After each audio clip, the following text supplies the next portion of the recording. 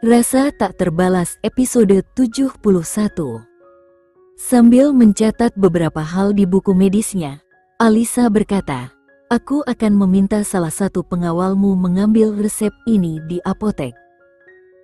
Beberapa menit kemudian, Alisa kembali duduk dan mulai memberikan penjelasan dengan nada lembut. Mual di pagi hari dan rasa mual beberapa kali sehari itu normal. Begitu juga perubahan suasana hati. Tidak perlu khawatir jika itu terjadi. Jika muncul bercak darah, itu juga biasa. Tapi jika jumlahnya terlalu banyak, segera datang dan beritahu aku. Usahakan makan makanan sehat, terutama sayuran hijau dan berdaun. Sup juga baik untukmu dan bayimu. Tapi jauhi junk food.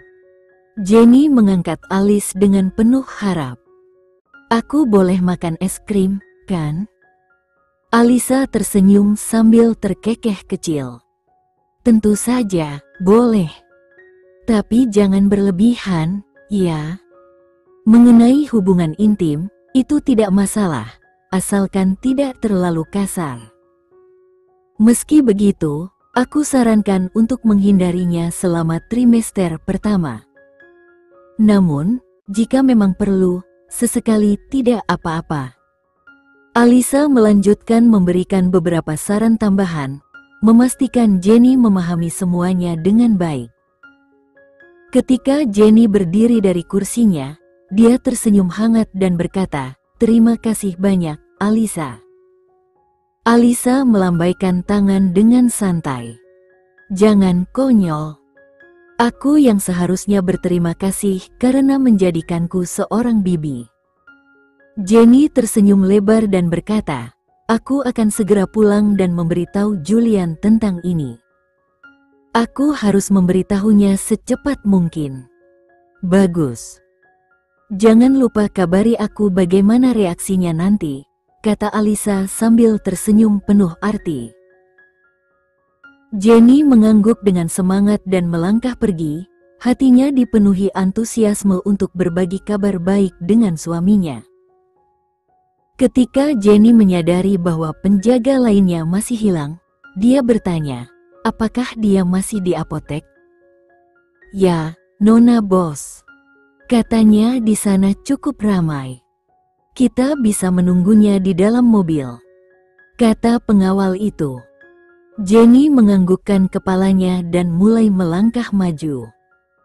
Ia berhenti ketika merasakan nyeri tajam di perut bagian bawahnya diikuti oleh sedikit pusing. Melihat ketidaknyamanannya, pengawal itu bertanya, "Nona Bos, Anda baik-baik saja?" Ingat apa yang dikatakan Alisa, Jenny menganggukkan kepalanya. Setelah mengambil beberapa langkah ketika Jenny mulai merasa muntah, dia menutup mulutnya dengan tangan sebelum bergegas menuju kamar mandi. "Nona Bos," teriak pengawal itu sebelum bergegas mengejarnya. Di luar kamar kecil, penjaga itu berdiri di luar dan bertanya, "Nyonya Bos, Anda baik-baik saja?" Sebelum Jenny bisa mengatakan sesuatu, sepasang tangan besar mencengkeram lehernya. Sambil meletakkan sebuah benda logam dingin yang tajam di perut bagian bawah wanita itu, pria itu berkata, "Usir dia, kalau tidak, bayimu akan hilang."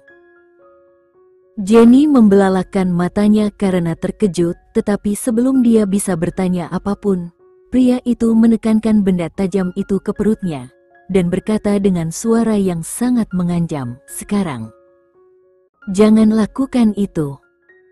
Aku akan memberikan apa saja yang kau inginkan, tapi jangan sakiti bayiku," ujar Jenny dengan suara bergetar.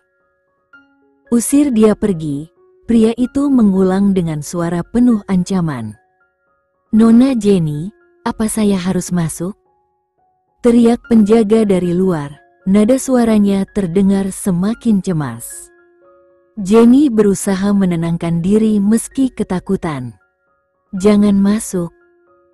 Tolong, panggilkan dokter Alisa untukku," pintanya, suaranya terdengar hampir memohon.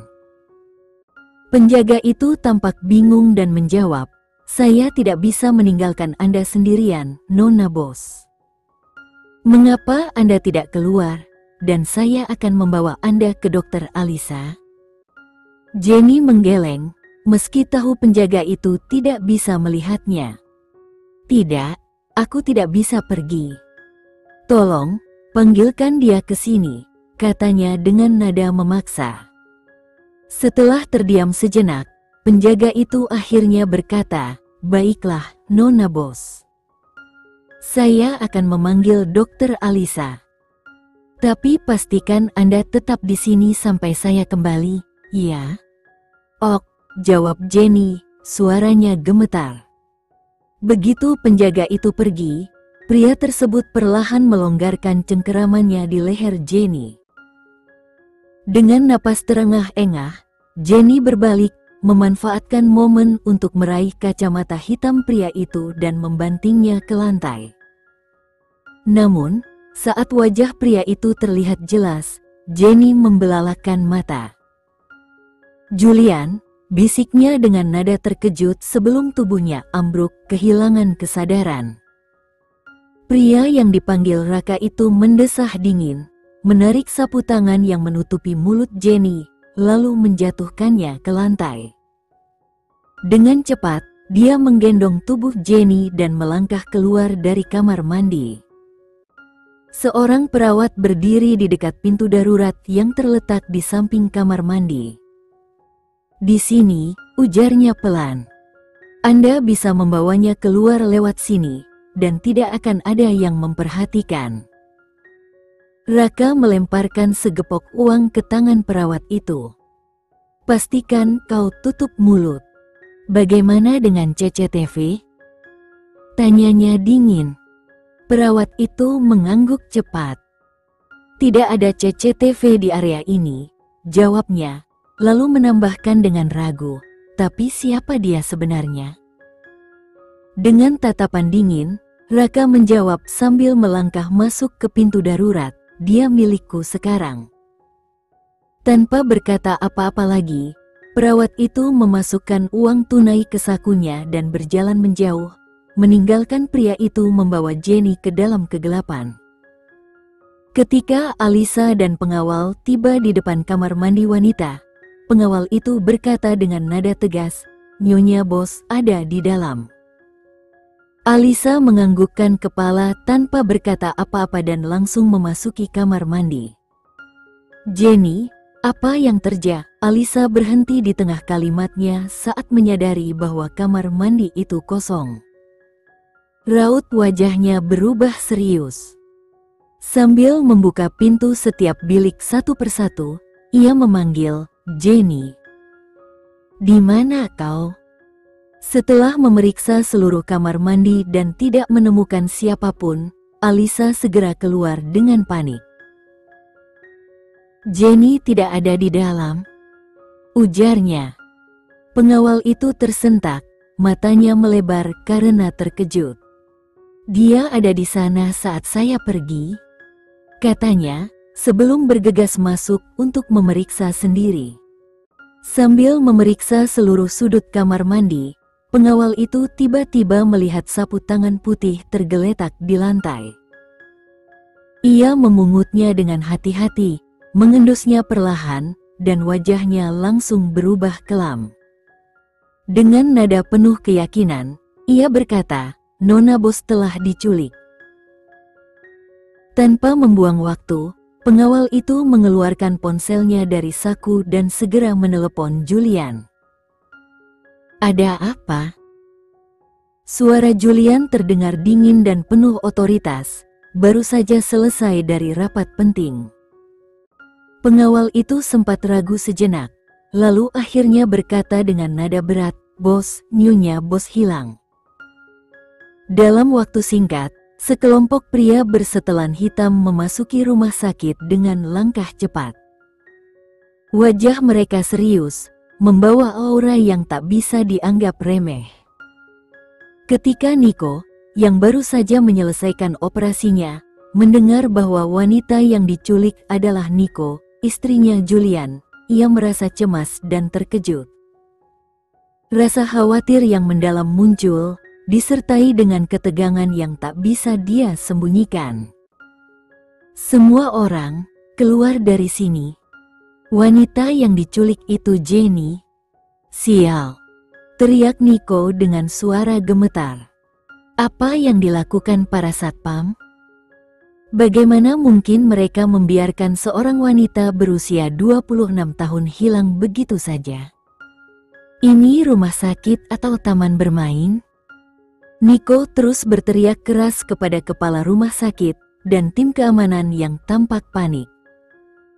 Dokter Nico, harap tenang. Kami sedang memeriksa rekaman CCTV, jawab kepala rumah sakit dengan nada cemas, berusaha meredakan ketegangan. Nico tertawa sinis, wajahnya dipenuhi kebingungan dan amarah. Tenang? Apa kalian ingin aku tenang? Oke, baiklah, aku akan tenang. Tapi bagaimana aku bisa tenang ketika pria berbahaya itu, Julian, tahu istrinya hilang? Apa kalian mengerti betapa seriusnya ini? Apa kalian pikir dia akan membiarkan semuanya begitu saja? Lupakan saja, aku sudah mati. Sementara Nico terus meluapkan emosinya, sosok Alisa yang lemah muncul di hadapan mereka. Wajahnya yang basah oleh air mata, rambut yang berantakan, dan pakaian yang kusut membuat hati siapapun yang melihatnya merasa sakit. Ada apa? Tanya Nico, suaranya penuh dengan kekhawatiran. Tanpa bisa menahan kesedihannya, Alisa langsung memeluk Nico dan menangis dengan sangat keras. Ini salahku. Aku meninggalkannya sendirian. Seharusnya aku tidak meninggalkannya sendirian. Semua ini salahku, Nico, ujarnya, hampir tak bisa berbicara karena tangisannya yang terisak-isak. Dengan lembut mengusap punggung Alisa, Nico berusaha menenangkan, tidak apa-apa. Tenanglah, ini bukan salahmu. Namun Alisa tampak ragu, tetapi Mike menambahkan dengan suara tegas, Julian tidak akan pernah menyalahkanmu atas apa yang terjadi. Percayalah, dia tahu ini bukan kesalahanmu. Saat Nico terus mencoba menenangkan Alisa, Bima, Marcel, dan William tiba di rumah sakit. Bima, teriak Nico dari kejauhan. Nico yang masih memeluk Alisa, kemudian mendekati Bima dan bertanya, bagaimana keadaannya? Bima menelan ludah, wajahnya tegang. Kau tidak tahu betapa marahnya dia. Siapapun yang melakukan ini, sudah mati. Aku belum pernah melihat Julian seperti itu. Nico menghela napas panjang. Bisakah kau menelepon Yasmin? Aku tidak bisa meninggalkan Alisa sendirian. Yasmin sedang dalam perjalanan, jawab Bima. Nico, yang masih gelisah, bertanya, mengapa Marcel ada di sini? Bima menanggapi dengan napas berat. Semua orang kita sekarang ada di rumah sakit. Nico bergumam, dia akan membunuhku.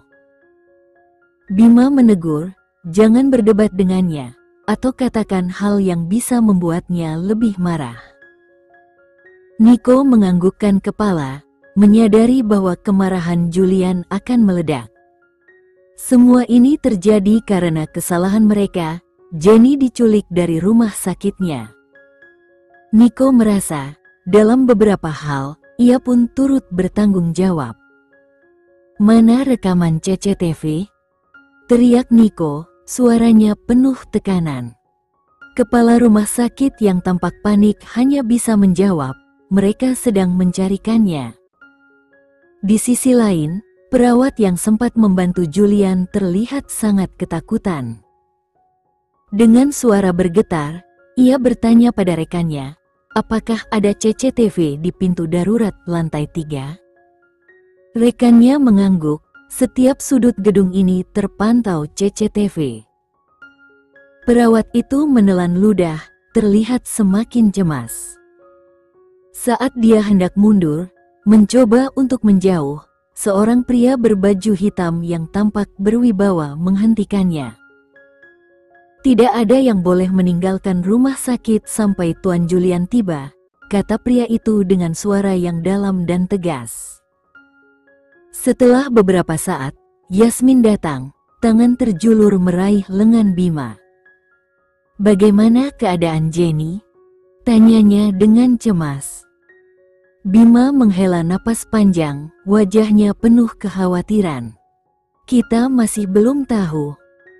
Yasmin, yang berdiri di samping mereka, tidak bisa menahan tangisnya, air matanya jatuh begitu saja.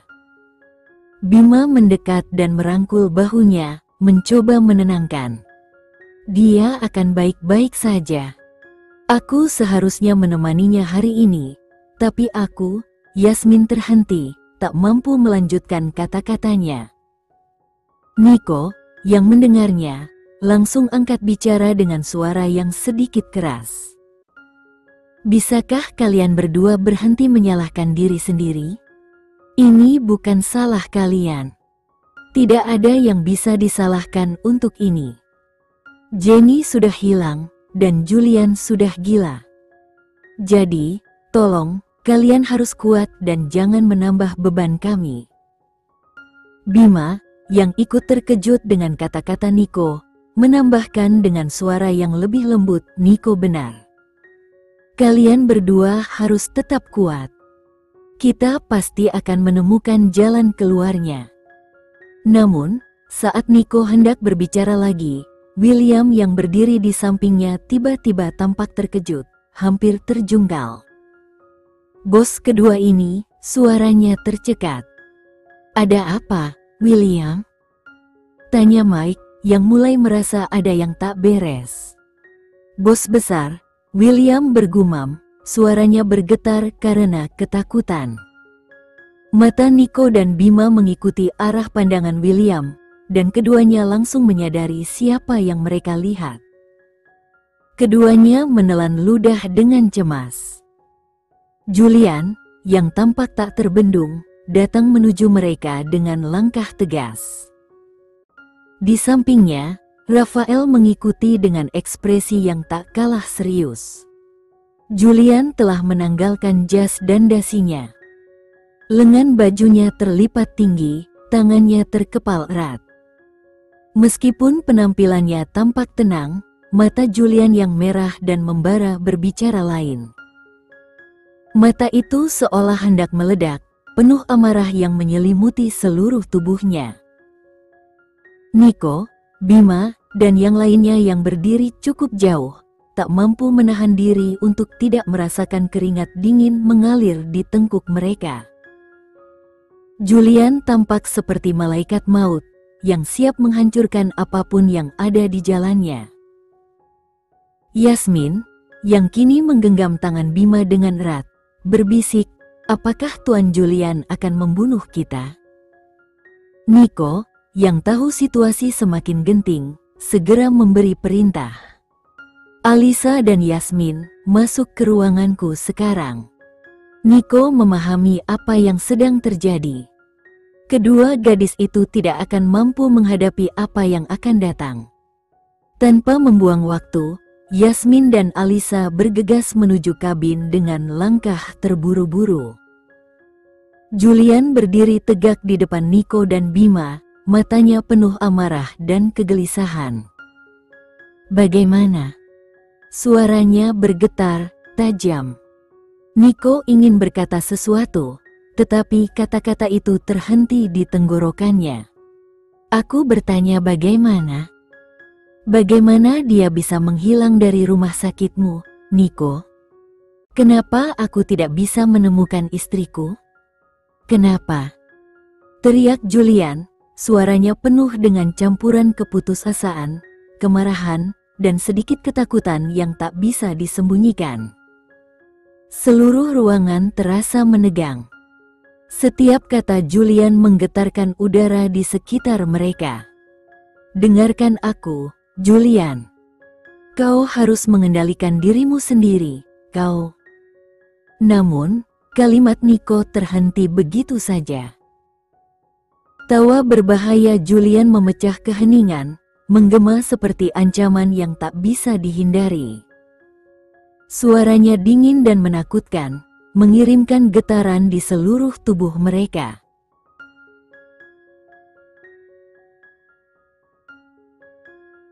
Sekian dulu ya video kali ini, kita lanjutkan lagi videonya di lain waktu. Oh iya, bagaimana menurut kalian? Semoga bisa sedikit menghibur kalian semua. Untuk teman-teman yang baru nonton, jangan lupa subscribe ya, hehehe. Dan kalau teman-teman ada yang ingin gabung langganan, bisa langsung gabung saja untuk dapat fitur yang menarik dan sedikit membantu Mimin. Terima kasih banyak sudah menonton, sampai jumpa lagi, bye.